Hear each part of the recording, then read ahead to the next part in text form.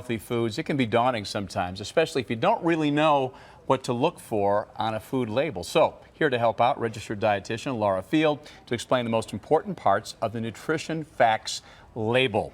Hi, Laura. How are you? I'm good. How are you? Nice to see you. So, why is this a tough thing? So, I'm a mother of two, Corey. Grocery store shopping is times of the essence. Going through, if I bring my kids with me, you don't have that much time to shop. It's a little longer. Right. Yeah. But for not the registered dietitian, but the other general consumer, choosing foods and making good decisions, I think, is very difficult sometimes, Sure. especially with these daunting nutrition facts labels. So Right. I'm here today to help us understand what to look for on the label. All right, you brought some cereals, right? I brought a few cereals 'Kay. just to give us an example of a nutrition facts label. So Perfect. when we're going down the grocery store aisle, I think rather than focusing right at the nutrition facts panel, I think it's really important to look at the ingredients, because when we look at the actual ingredients, we know what's in our food. Nutrition facts label is actually changing, and that's what I want to talk a little bit about today. But when we're looking at nutrition facts labels, what do you look for, Corey?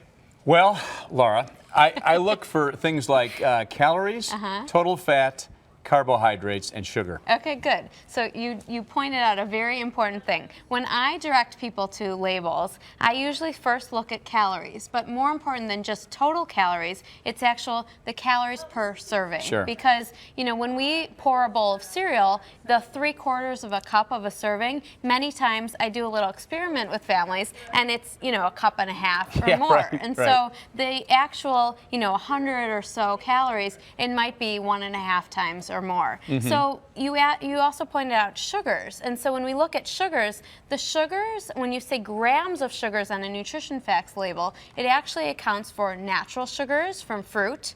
It could account for sugars that are added to the product. So it shouldn't be an automatic no-go if it's high in sugar numbers, No, right? because it could be natural sugar from fruit or natural sugar from lactose. So let's look at this. So our nutrition facts label is changing. It's big enough for me to read, Laura. Big. That's great. Thank you. And so as a Yeah. demonstration, so when we see the old nutrition facts label, what I like to direct people to, is calories, dietary fiber. So things with fiber make us feel fuller Right. for longer. But also, sugars, you mentioned, that's the added sugar part. The nutrition facts label is changing, and so you see that the FDA's proposed this, and so by about 2018, more nutrition facts labels should be changed. And so you'll see it says 8 servings per container. So when we have a big bag of chips and you see that there's 8 servings, it might tempt us not to consume all 8 at once, right? Another thing to note is sugars, and you mentioned this specifically too, added sugars. So when you see added sugars, it'll actually note what is added to the product. It will not take account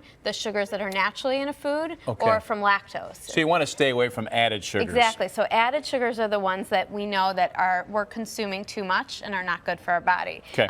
Something else to note is that what's changing is that the actual quantity of some of the nutrients will be listed rather than the daily value that's listed that seems a little kind of confusing to most consumers, the actual quantity. So when you think about calcium is one of the most important nutrients that I talk to about teens. Teens from 9 to 13 need more calcium than they'll ever need in their life.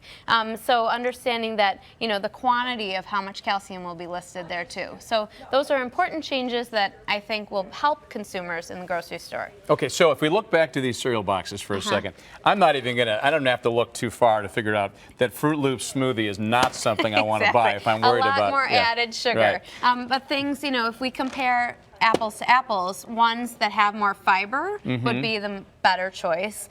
Things with sugar maybe lower down on the ingredient list would be something. But so just a take-home point, instead of just focusing on this nutrition facts label, looking at the actual ingredients is the most important thing to do. Okay, the actual ingredients, which in the case of multigrain Cheerios would be down here.